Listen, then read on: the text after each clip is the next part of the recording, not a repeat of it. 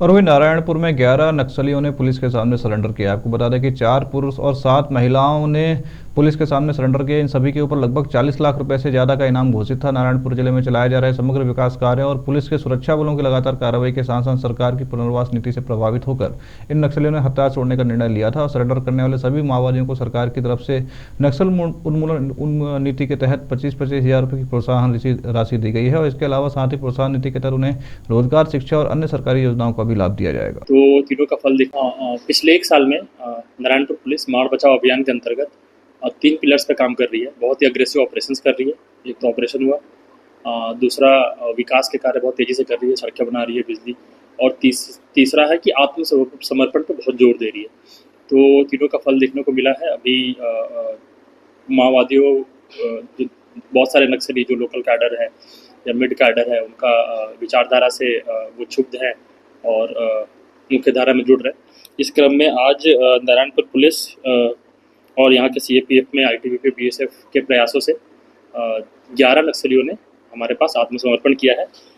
The quality of surrender वो highlight करना बहुत जरूरी है। कोई भी मिलिशिया रैंक नहीं है इसमें।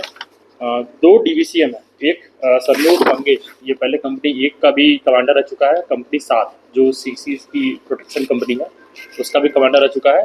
अंत में वो कंपनी 6 का कमांडर था।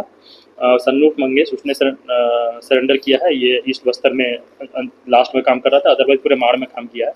संतूर बुद्रुवर्दा, ये बाटनार का है, कुतलेरा कमेटी का डीवीसीएम है, इसने सरेंडर किया है।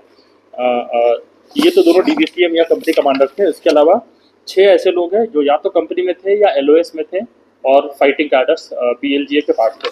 तो इसमें 3 एलओएस में है, एक कंपनी 1 की है, एक कंपनी 6 की है और एक नीलनार एलओएस में। 4 एलओएस में। इनके नाम इस तरह से है: जनीला जो कंपनी 1 में थी, सुक्की मांडवी जो कंपनी 6 में थी, शांति जो सप्लाई टीम में थी कंपनी के, महासेव क्रांति वर्दा ये ब्यूरो सप्लाई टीम में थी, बहुत सीनियर फॉर्मेशन होता है, नॉर्थ सब जोनल ब्यूरो, उसकी सप्लाई में टीम में थी। सरिता उसेंडी मंगती एलओएस में थी, परलकोट एलओएस। देवा जो कि गोमागल एरिया में काम करता था। रतन उर्फ मुकेश ये जोन डॉक्टर टीम में था।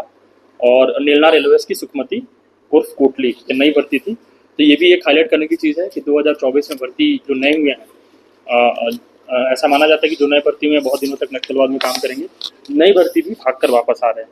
कुल 11 लोगों ने सरेंडर किया है। इन पे इनाम 40 लाख रुपए का है।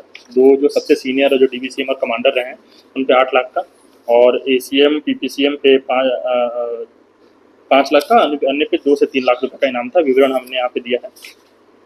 और 2-3 चीज़ें हाईलाइट करने की जरूरत है। सबसे पहले कि ऑपरेशन और विकास दोनों का रंग दिख रहा है, और जो पहले नक्सलियों ने सरेंडर किया उनको हम लोगों ने उनका हमने उपयोग किया है विकास के कार्यों में, उनसे आइडियाज़ लिए हैं, उनके आइडियाज़ पे हम काम कर रहे हैं।